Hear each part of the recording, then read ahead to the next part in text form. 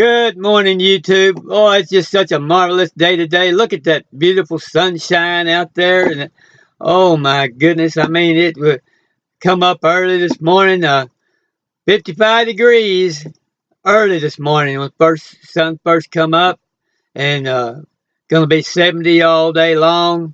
High 72. Can't beat it. 55 low and 72 high. It's great. I couldn't ask for better temperature. I'm just so overjoyed with this spring. That we're just getting such a good spring, and we had a nice shower yesterday. It lasted about an hour and put about a half inch down, just enough to refresh all the flowers and the trees and everything. Just makes everything feel so good, and it's just puts you on top of the world, when you realize how how wonderful and how refreshing these things can be.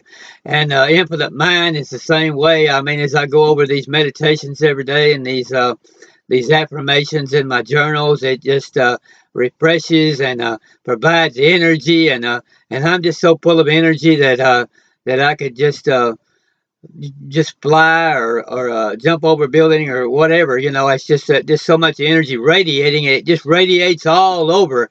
It just radiates out, and I feel like I've just got a glow around me all the time. It's just a great, marvelous glow, and I'm just so excited about it all, and the things that are going on YouTube are just so wonderful, and the teaching is going on, and stuff like Tanya Love is teaching here, and she stays bright and sunshiny all the time, and constantly puts out wonderful thoughts, and so I'm going to have a nice cup of coffee, and it's going to go good.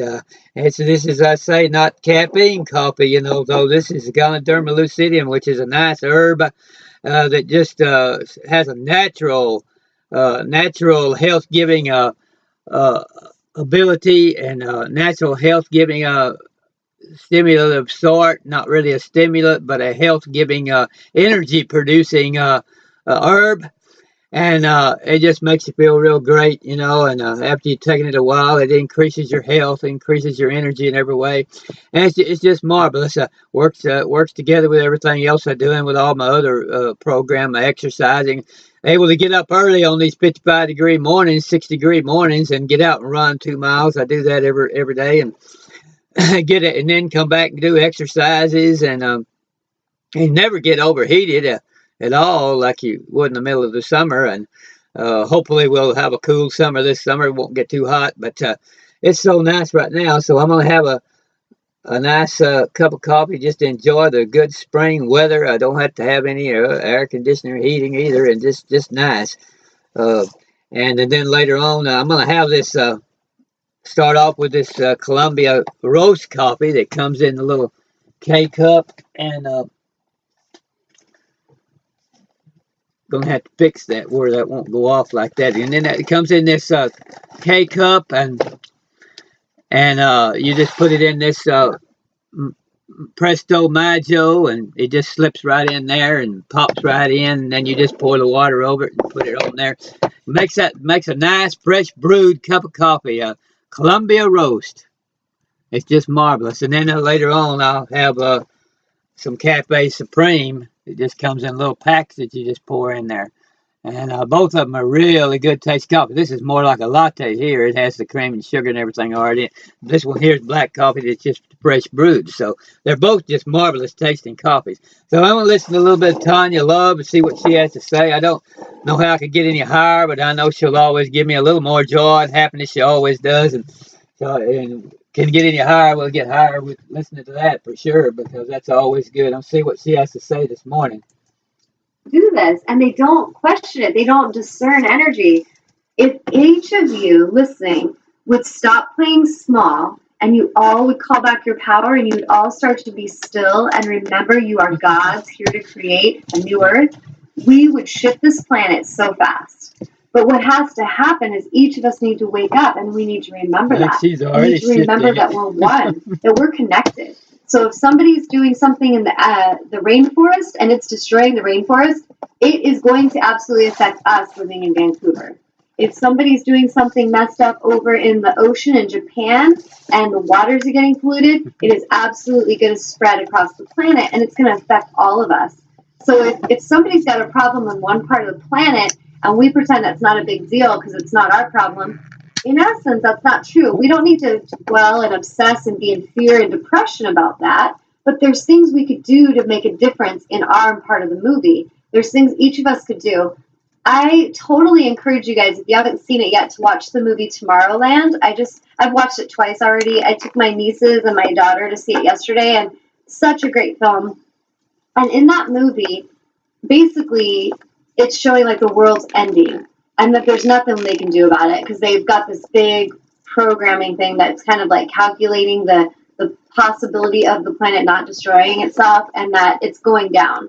And so the beauty I love about this film is that this one girl, of all the people that are listening to the news and they're just believing that the world's going to hell, and I see it on Facebook today, a girl was sharing that on Facebook, as a matter of fact, and she's like, I just feel like really bad things are coming in September and October and like the end of times and all this. And then I've seen people saying crazy things about the end of times.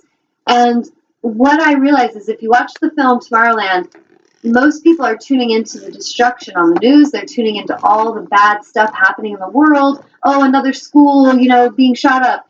Oh, the police are now being abused by this and that. And look they're killing this lion in Africa.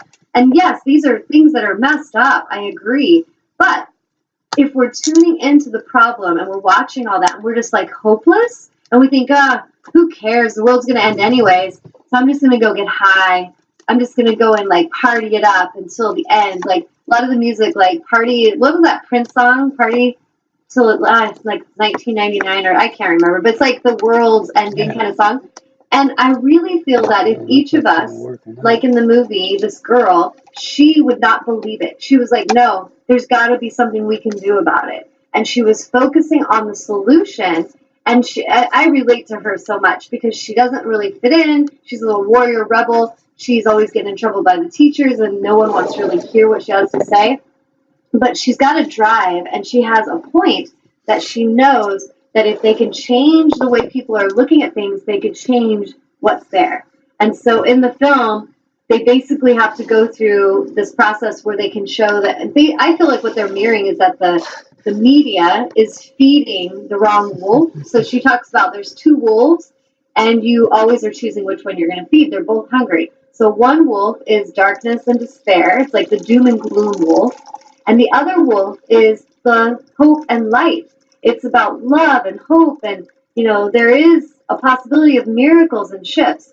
And depending on which one you feed is the one that you're going to nurture and you're going to grow. So if there's people, even if they're very spiritual, because I see some people that I consider to be quite spiritually aware, but then sometimes they'll surprise me and they're just really focused on the world's going to end, the earthquakes are coming, and I'm just like, whoa, guys, like really remember your power. Because if each of us knows that we are God and we all practice this stillness every day, like let's say today we have 1,500 people watching and every one of you makes a commitment for the next month to every day be quiet and meditate and focus on a beautiful planet, to focus on it and to ask Source, how may I serve in assisting with this?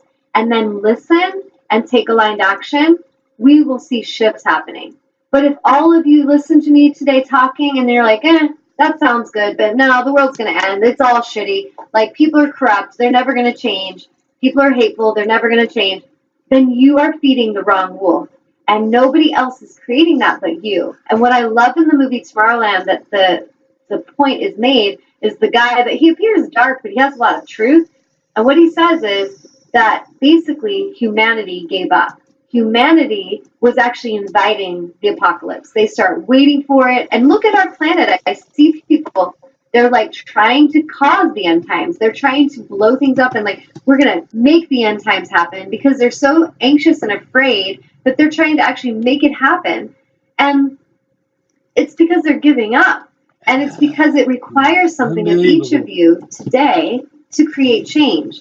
But if the world's ending, there's nothing required of you. You can just sit at home and you can just complain and you can just say, oh, the world's dark and dirty and polluted. I'm not going to worry about it. I'm going to get high and smoke a bong, and it's not my problem.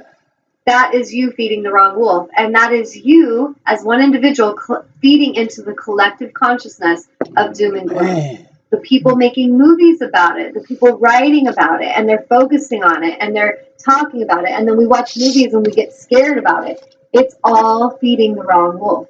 Or I would say the wrong if you really want the planet to survive. Now, there's people who are creating consciously aware films. There's people writing very consciously aware writings. There's people creating shows like I'm creating that are bringing truth and alignment to help people understand that there is another way and that there is solution, but it's going to require something from you. It's going to require you to start listening. It's going to require you to start taking aligned action. It's going to require you to do your part in cleaning up the mess and finding balance. It's going to require something from each of us to start caring about the whole, to start caring about each other more than we care about our selfish, little, fearful, frantic ego. So when I see people that are so worried about being popular, so worried about being famous, so worried about being rich, that they're totally stepping on people to get there, feeding the wrong wolf. It's insanity. And there's no way that that is causing them to feel good, because I watch them. They're fearfully, frantically creating, and they're not at peace. They're not at ease. And how could they be? They have no honor, no reverence, no regard for what's happening out there.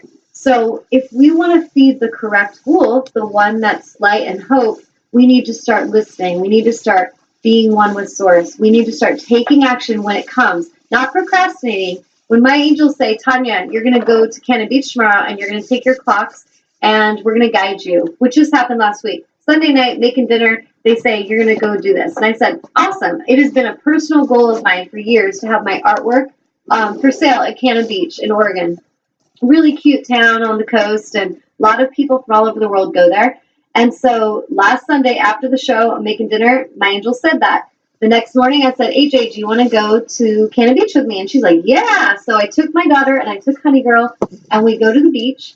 And within an hour, when I pulled into town, there was a parking spot waiting for me.